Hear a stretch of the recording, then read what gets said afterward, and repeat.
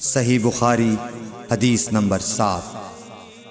ہرقل شاہ روم نے قریش کے قافلے میں ایک آدمی بلانے کو بھیجا، اور اس وقت یہ لوگ تجارت کے لیے ملک شام گئے ہوئے تھے، اور یہ وہ زمانہ تھا جب رسول اللہ صلی اللہ علیہ وسلم نے قریش اور ابو سفیان سے ایک وقتی عہد کیا ہوا تھا۔ جب ابو سفیان اور دوسرے لوگ ہرقل کے پاس ایلیا پہنچے جہاں ہرقل نے دربار طلب کیا تھا، اس کے گرد روم کے بڑے بڑے لوگ، علماء، وزراء و امراء بیٹھے ہوئے تھے۔ ہرقل نے ان کو اور اپنے ترجمان کو بلوایا، پھر ان سے پوچھا کہ تم میں سے کون شخص مدعی رسالت کا زیادہ قریبی عزیز ہے؟ ابو سفیان کہتے ہیں کہ میں بول اٹھا کہ میں اس کا سب سے زیادہ قریبی رشتہ دار ہوں۔ یہ سن کر ہرقل نے حکم دیا کہ اس ابو سفیان کو میرے قریب لا کر بٹھاؤ اور اس کے ساتھیوں کو اس کی پیٹھ کے پیچھے بٹھا دو۔ پھر اپنے ترجمان سے کہا کہ ان لوگوں سے کہہ دو کہ میں ابو سفیان سے اس شخص یعنی محمد صلی اللہ علیہ وسلم کے حالات پوچھتا ہوں، اگر یہ مجھ سے کسی بات میں جھوٹ بول دے تو تم اس کا جھوٹ ظاہر کر دینا۔ ابو سفیان کا قول ہے کہ خدا کی قسم اگر مجھے یہ غیرت نہ آتی کہ یہ لوگ مجھ کو جھٹلائیں گے تو میں آپ صلی اللہ علیہ وسلم کی نسبت ضرور غلط گوئی سے کام لیتا۔ خیر، پہلی بات جو ہرقل نے مجھ سے پوچھی وہ یہ کہ اس شخص کا خاندان تم لوگوں میں کیسا ہے؟ میں نے کہا وہ تو بڑے اونچے عالی نسب والے ہیں۔ کہنے لگا اس سے پہلے بھی کسی نے تم لوگوں میں ایسی بات کہی تھی؟ میں نے کہا نہیں۔ کہنے لگا اچھا اس کے بڑوں میں کوئی بادشاہ ہوا ہے؟ میں نے کہا نہیں۔ پھر اس نے کہا بڑے لوگوں نے اس کی پیروی اختیار کی ہے یا کمزوروں نے؟ میں نے کہا نہیں، کمزوروں نے۔ پھر کہنے لگا اس کے تابعدار روز بڑھتے جاتے ہیں یا کوئی ساتھی پھر بھی جاتا ہے؟ میں نے کہا نہیں۔ کہنے لگا کیا اپنے اس دعوی نبوت سے پہلے کبھی کسی بھی موقع پر اس نے جھوٹ بولا ہے؟ میں نے کہا نہیں، اور اب ہماری اس سے صلح کی ایک مقررہ مدت ٹھہری ہوئی ہے، معلوم نہیں وہ اس میں کیا کرنے والا ہے۔ ابو سفیان کہتے ہیں میں اس بات کے سوا اور کوئی جھوٹ اس گفتگو میں شامل نہ کر سکا۔ ہرقل نے کہا کیا تمہاری اس سے کبھی لڑائی بھی ہوئی ہے؟ ہم نے کہا کہ ہاں۔ بولا پھر تمہاری اور اس کی جنگ کا کیا حال ہوتا ہے؟ میں نے کہا لڑائی ڈول کی طرح ہے، کبھی وہ ہم سے میدان جنگ جیت لیتے ہیں اور کبھی ہم ان سے جیت لیتے ہیں۔ ہرقل نے پوچھا وہ تمہیں کس بات کا حکم دیتا ہے؟ میں نے کہا وہ کہتا ہے کہ صرف ایک اللہ ہی کی عبادت کرو، اس کا کسی کو شریک نہ بناؤ، اور اپنے باپ دادا کی شرک کی باتیں چھوڑ دو، اور ہمیں نماز پڑھنے، سچ بولنے، پرہیزگاری اور صلہ رحمی کا حکم دیتا ہے۔ یہ سب سن کر پھر ہرقل نے اپنے ترجمان سے کہا کہ ابو سفیان سے کہہ دے کہ میں نے تم سے اس کا نسب پوچھا تو تم نے کہا کہ وہ ہم سے عالی نسب ہے، اور پیغمبر اپنی قوم میں عالی نسب ہی بھیجے جایا کرتے ہیں۔ میں نے تم سے پوچھا کہ دعوی نبوت کی یہ بات تمہارے اندر اس سے پہلے کسی اور نے بھی کہی تھی؟ تو تم نے جواب دیا کہ نہیں۔ تب میں نے اپنے دل میں کہا کہ اگر یہ بات اس سے پہلے کسی اور نے کہی ہوتی تو میں سمجھتا کہ اس شخص نے بھی اسی بات کی تقلید کی ہے جو پہلے کہی جا چکی ہے۔ میں نے تم سے پوچھا کہ اس کے بڑوں میں کوئی بادشاہ بھی گزرا ہے؟ تو تم نے کہا کہ نہیں۔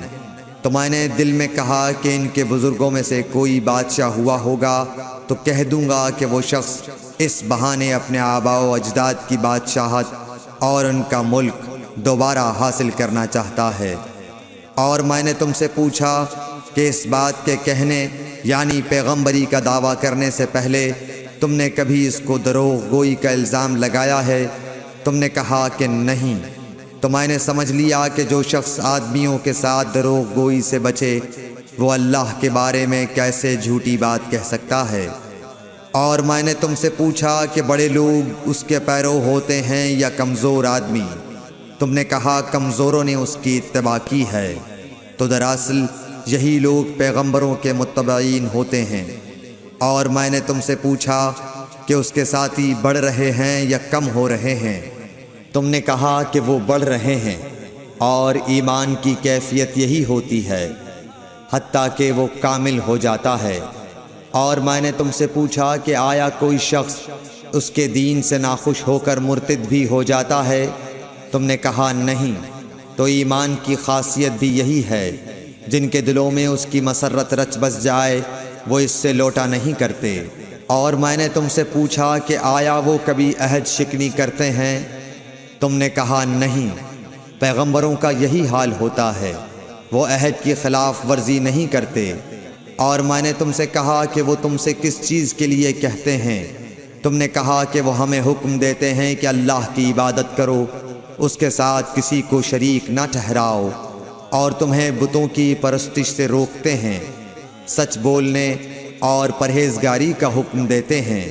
لہٰذا اگر یہ باتیں جو تم کہہ رہے ہو سچ ہیں تو ان قریب وہ اس جگہ کا مالک ہو جائے گا کہ جہاں میرے یہ دونوں پاؤں ہیں۔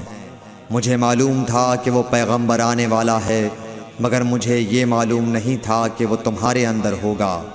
اگر میں جانتا کہ اس تک پہنچ سکوں گا تو اس سے ملنے کے لیے ہر تکلیف گوارا کرتا۔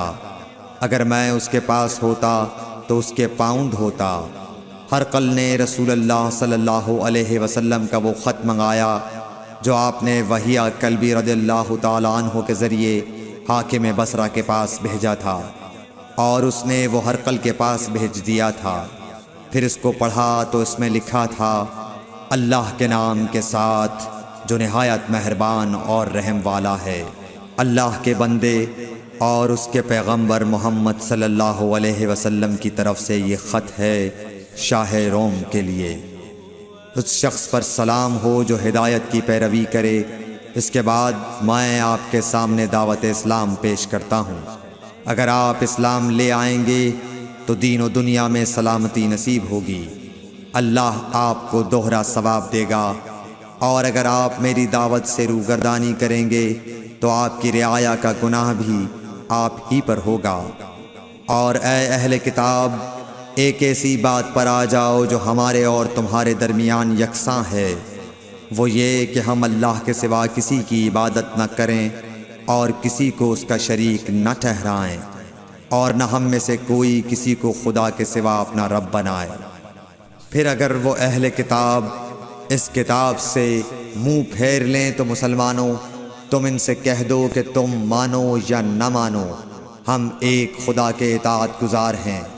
ابو سفیان کہتے ہیں، جب ہرقل نے جو کچھ کہنا تھا کہہ دیا اور خط پڑھ کر فارغ ہوا تو اس کے ارد گرد بہت شور و غوغا ہوا، بہت سی آوازیں اٹھیں اور ہمیں باہر نکال دیا گیا۔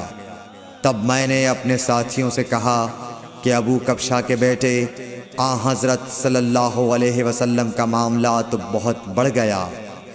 دیکھو تو اس سے بنی اصفر روم کا بادشاہ بھی ڈرتا ہے۔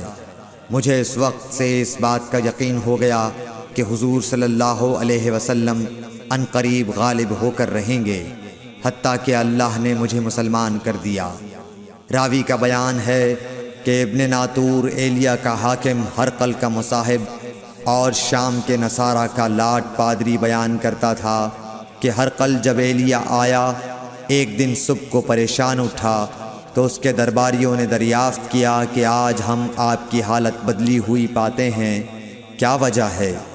ابن ناطور کا بیان ہے کہ ہرقل نجومی تھا، علم نجوم میں وہ پوری مہارت رکھتا تھا۔ اس نے اپنے ہم نشینوں کو بتایا کہ میں نے آج رات ستاروں پر نظر ڈالی تو دیکھا کہ ختنہ کرنے والوں کا بادشاہ ہمارے ملک پر غالب آ گیا ہے۔ بھلا اس زمانے میں کون لوگ ختنہ کرتے ہیں؟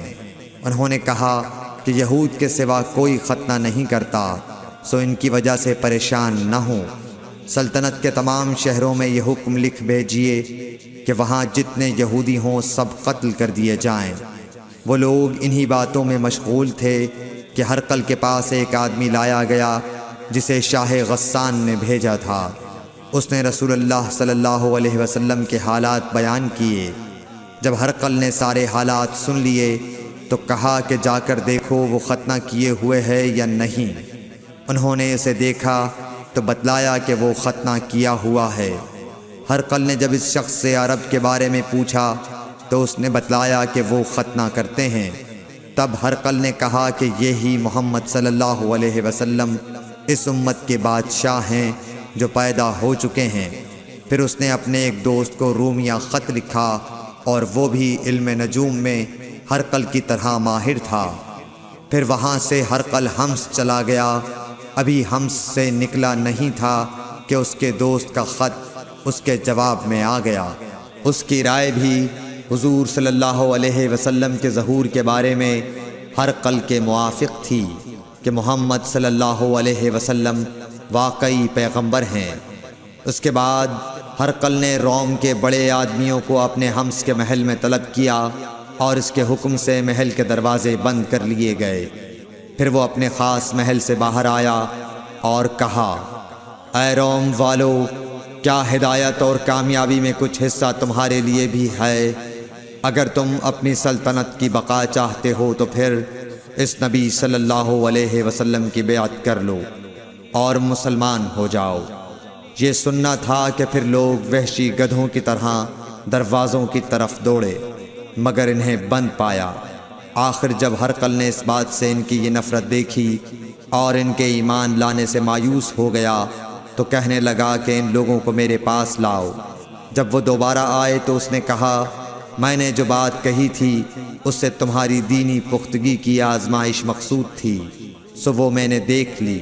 تب یہ بات سن کر وہ سب کے سب اس کے سامنے سجدے میں گر پڑے اور اس سے خوش ہو گئے۔ بالآخر ہرقل کی آخری حالت یہی رہی